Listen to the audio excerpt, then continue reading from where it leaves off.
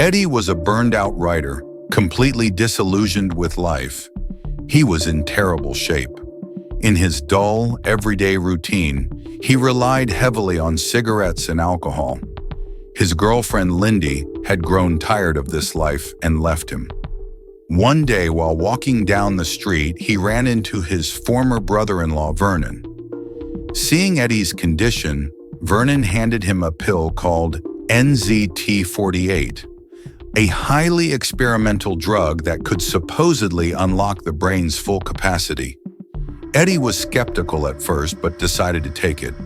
Suddenly, he began noticing every detail around him.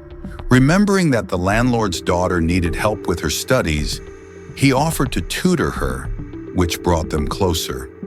Everything Vernon had said was true. Eddie's mind felt like it had switched into turbo mode. But the next morning, the effect had worn off. Eddie delivered a novel he had written in one sitting. The following day, he went to see Vernon to get more pills. However, this put Eddie under Vernon's control, and he ended up running errands for him. When Eddie returned home later, he found Vernon dead. Panicking, he called the police and managed to find Vernon's stash of pills before they arrived. The police took his statement at the station, and after that, Eddie started using the pills to invest in the stock market. With his lightning-fast information processing, he turned small investments into huge profits in a single day.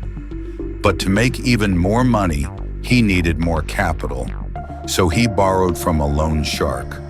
Before long, he caught the attention of Wall Street brokers, and the doors to the financial world opened wide for him. He even took Lindy out to dinner and impressed her. Eventually, Eddie met Carl Van Loon, one of the most powerful men in finance. But the dark side soon revealed itself. When Eddie didn't take the pill, he suffered from severe headaches and memory loss. He knew he was addicted, but he couldn't stop. Meanwhile, a mysterious man began following him. After a tense chase, Eddie managed to escape by jumping into a taxi.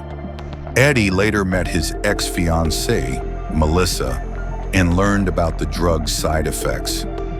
Just as he was about to take another pill, the loan shark he owed money to attacked him.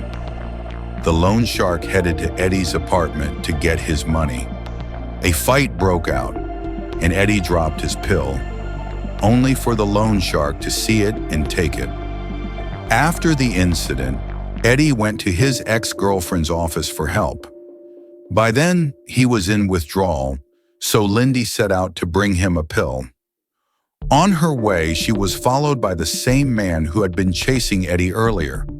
To escape him, she took the pill herself and used its effects to lose him, finally reaching Eddie in time to hand it over.